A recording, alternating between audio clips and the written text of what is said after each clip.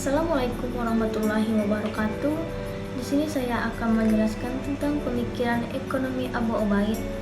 Nama lengkap Abu Ubaid adalah Al-Qasim bin Salam bin Miskin bin Zaid Al-Harawi Al-Azadi Al-Baghdadi. Ia lahir pada tahun 150 Hijriah di kota Haroh, Khorasan, sebelah barat laut Afghanistan.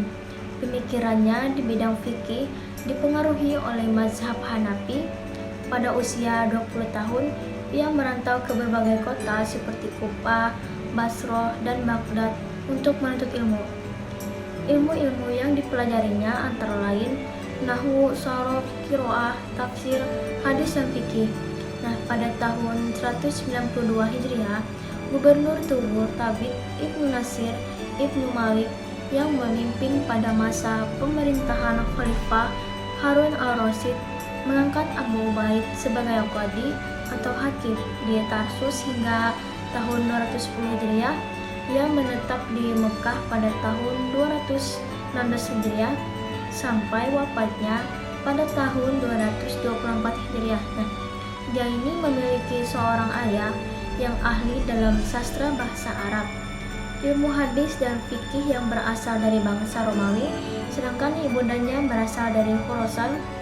Tahun 192 Hijriah hingga 210 Hijriah, Abu Ubaid ini diangkat menjadi hakim oleh Gubernur Tubur Tabit Ibnu Nasir Ibnu Malik yang menetap di Mekah pada tahun 219 Hijriah sampai wafatnya pada tahun 224 Hijriah. Dia ini memiliki karya yang sangat bestseller di bidang ekonomi Islam, yaitu Kitab Al-Amwal. Di dalam kitab ini membahas tentang perekonomian negara, keuangan negara, dan mengkaji ilmu administrasi pemerintahan. Kelebihan yang dimiliki kitab ini adalah menjadi rujukan ekonomi muslim dan non-muslim dalam mempelajari perpajakan ini, anggaran negara baik, pendapatan dan pengeluaran negara, tunjangan finansial bagi yang kurang mampu, serta keuangan publik Islam.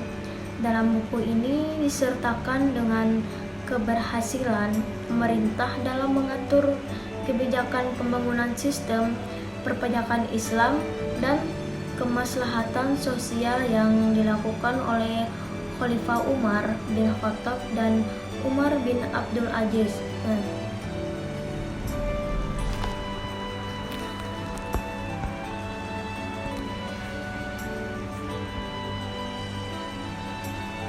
Abu Ubaid hidup pada masa dinasti Abbasiyah, yakni meliputi pemerintahan Khalifah Al-Mahdi, Al-Ahdi, Al-Rasyid, Al-Amin, Al-Ma'mun, dan Al-Mustasim.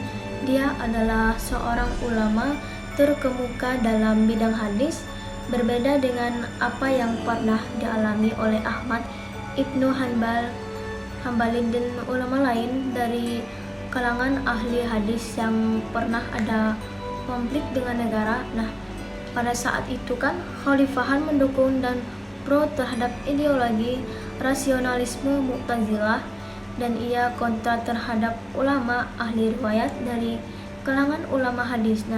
Yang mana waktu itu Abu Ubaid telah mendapatkan perlindungan dan jaminan dari Abdullah bin Tahir yang merupakan seorang panglima dan tangan kanan Khalifah Al-Ma'mun. Sebagaimana yang ada dalam kitab Al-Amwal ini, dia begitu banyak mengkaji tentang politik, keuangan, dan administrasi perekonomian, tetapi dia tidak pernah membahas tentang Daulah Abbasiyah sedikit pun. Karya Abu Ubaid, hasil karyanya ada sekitar 20, baik dalam bidang ilmu, nahwu, qiraah, fikih, syair, dan lain-lain. Karya Abu Ubaid yang fenomenal adalah Alkitab Amwal yang pembahasannya lebih luas dari Kitab Al-Kharaj karya Abu Yusuf. Kitab Al-Amwal pembahasannya fokus pada masalah keuangan publik finansial, meskipun mayoritasnya membahas permasalahan administrasi pemerintahan.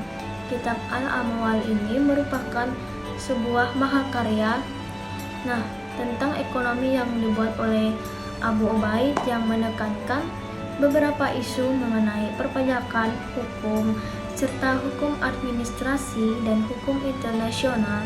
Kitab ini memberi informasi yang sangat urgen mengenai kesuksesan pemerintah dalam mengulasikan berbagai kebijakan seperti keberhasilan Khalifah Umar bin Khattab dan Umar bin Abdul Aziz.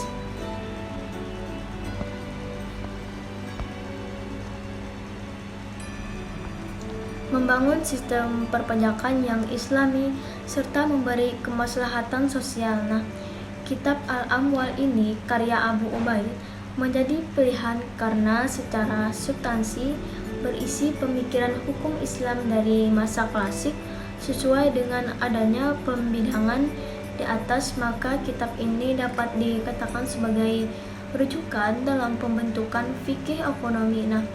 Hal ini juga karena pemikiran Abu Ubaid didasarkan atas sumber-sumber otentik berupa Al-Quran dan hadis.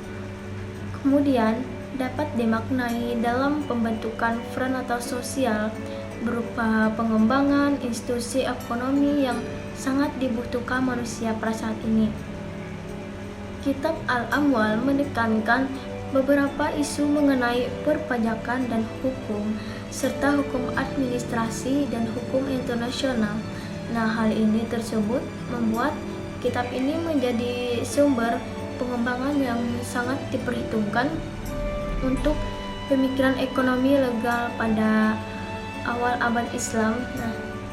Ibrahim Al-Harbi, murid dari Abu Ubaid, mengatakan bahwa salah satu titik kelemahan dari kitab Al-Amwal adalah terletak pada sedikitnya jumlah hadis yang diulas, namun begitu tidak adil apabila hanya melihat dari sisi itu, karena keunggulan Abu Ubaid adalah penguasaannya yang sangat baik terhadap hadis sehingga ia mampu memilih hadis-hadis yang relevan. Bahkan beberapa kali Abu Ubaid ini menyebutkan lebih banyak hadis daripada pembahasan. Yang dapat saya sampaikan pada hari ini. Mohon maaf jika ada kekurangan dan kesalahan dalam menyampaikan materi tersebut. Mohon maaf. Wassalamualaikum warahmatullahi wabarakatuh.